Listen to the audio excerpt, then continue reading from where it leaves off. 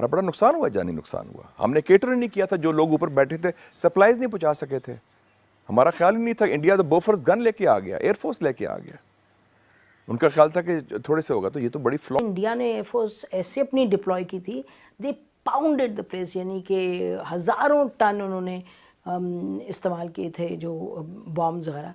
तो पाकिस्तान की एयरफोर्स भी नहीं इन्वॉल्व थी, और जो रिएक्शन तो काफ़ी कि उन्होंने बूफर गन्स जो थी उन्होंने पहाड़ों की चोटियों के परख्च उधेड़े, क्योंकि और उन्हें कोई, और ऊपर से नॉन स्टॉप, मतलब जब मौसम होता था इंडियन जो एयरफोर्स थी वो देवर पाउंडिंग एंड पाउंडिंग। तो इंडियंस के पास रीइंफोर्समेंट भी थी, सप्लाईज भी रिकैप्चर कर रहे, सारा कुछ कर रहे। हमारे पास सप्लाईज भी नहीं थी, हमारे राशंस खत्म हो रहे थे, वी वर डग इन, हमारे पास रिसोर्सेज खत्म हो रहे थे, और लॉसेस, मैसिव लॉसेस हो रहे थे, because we were in bunkers, और वो कोई बाहर निकलते तो वो उनके एयरफोर्स ऊपर फिर रही थी। सो मतलब वी वर बीइंग पाउंडेड, और तो उस वक्त हमारी जो कैजुअलिटीज थी बढ़ रही थी कि हमें ये आर्मी काम नहीं करने देती। हम चाहते हैं कि भारत के साथ हमारे ताल्लुकात बेहतर हों, लेकिन होता नहीं है। आर्मी कुछ ना कुछ कर देती है, जिससे जो सारा प्रोसेस है पीस का, मुज़ाकरात का, वो डिरेल हो जाता है। कारगिल में हमने वही गलती की जो 1965 में हमने गलती की थी। हमारा बड़ा नुकसान हुआ, जानी नुकसान हुआ। हमने केटर नहीं किया था, जो लोग ऊपर बैठे थे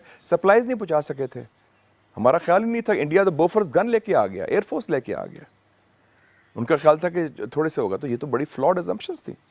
किसी ने बड़ी अच्छी बात की थी, मुझे एक फ़ौजी मिला, सीनियर बंदा, 17 मई की ब्रीफिंग के बाद। मैंने कहा क्या असेसमेंट है, क्या हो रहा है?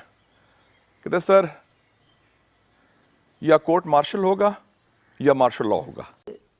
कुछ जनरल्स थे जिन्होंने बड़ी स्पेसिफिकली कहा ये क्या कर रहे हैं हम, इसका फ़ायदा अच्छा, और एयरफोर्स को पता ही नहीं, और एयरफोर्स अपोज कर रहा है। एयरफोर्स को तो कहा भी क्या था एट वन पॉइंट कि आप हमें एयरफोर्स आप डिप्लॉय करें। इंडिया ने एयरफोर्स ऐसे अपनी डिप्लॉय की थी, दे पाउंडेड द प्लेस, यानी कि हज़ारों टन उन्होंने इस्तेमाल किए थे जो बॉम्ब्स वगैरह।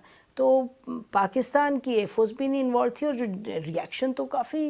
लेकिन फिर इन्होंने बोफर गन्स होती हैं, आप टिपिकली इस तरह के इसमें नहीं लेके आते, इस तरह के ऑपरेशन में, बैटल में। ये उन्होंने क्या किया फाइनली, और अगर आप कहें ना कि एक चीज़ क्या थी जिसने टर्न अराउंड किया सिचुएशन को, वो थी कि बूफर गन्स इंडियंस ले आए थे, वो अब हाईवे पे जो पाकिस्तान के तरफ ब्लॉक करेंगे। और इंडियन जो अकाउंट्स हैं वो भी, और जो पाकिस्तानी जब मैं बात करती हूँ उनसे, वो भी, उन दोनों तरफ से ये बात कंफर्म हुई कि उन्होंने बूफर गन्स जो थी उन्होंने पहाड़ों की चोटियों के परख्च उधेड़े, क्योंकि और उन्हें कोई, और ऊपर से नॉन स्टॉप, मतलब जब मौसम होता था इंडियन जो एयरफोर्स थी वो देवर पाउंडिंग एंड पाउंडिंग। तो विड्रॉल ऐसे तो नहीं था कि कोई सड़क थी, मोटरवे थी, उस पर वापस आ रहे थे। ये पहाड़ों पे कहाँ 16,000 फुट, 18,000 फुट, और फिर आना वापस, और बीच रेवाइंस इतनी खाई नीचे, उसमें से गुजरना, मौसम ये वो।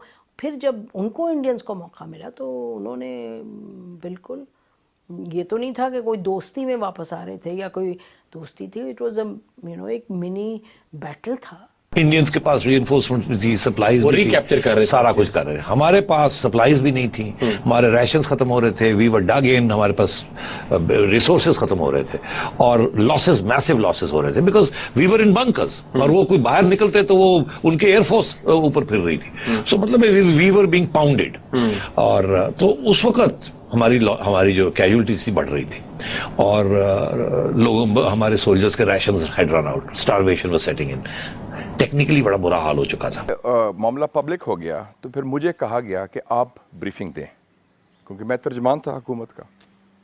तो मैंने कहा कि मैं ब्रीफिंग अकेले नहीं दूंगा। मेरे राइट पे बैठेगा DG ISPR brigadier Rashid Qureshi, और मेरे लेफ्ट पे बैठेगा फॉरेन ऑफिस का स्पोक्समैन। उस वक्त फिर मुझे इन्होंने बताया DG ISPR ने कि सर आपको मालूम है कि ये जो हैं सिलसिला, ये हमारे बंदे हैं।